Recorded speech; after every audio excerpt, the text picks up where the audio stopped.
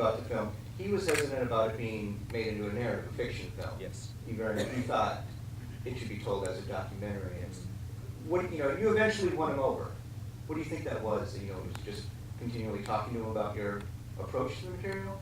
We wore him down, yeah. It's fine. We've got to keep going.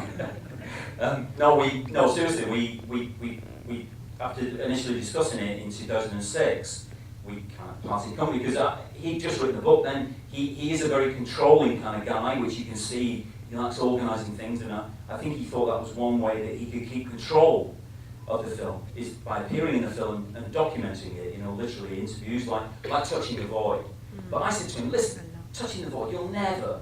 It won't be Touching the Void. I said, Touching the Void is brilliant. You'll never make this story like that because it doesn't have that dynamic going on between those two guys in the interviews and in the story. I said it's very brilliantly thought through that the way it works.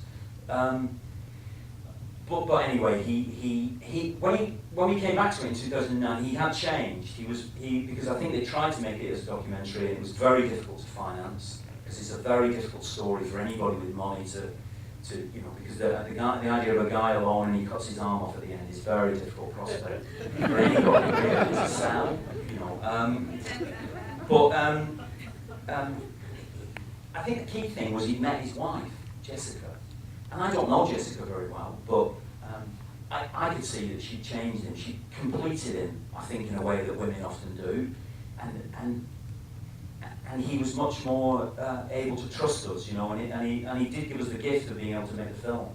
And it is a big trust, because for a guy like him who's not involved in Hollywood, he hears these stories about what Hollywood does to real life stories, changing the ending, all that kind of stuff, He doesn't really have to cut his arm off, does he? Those kind of changes. We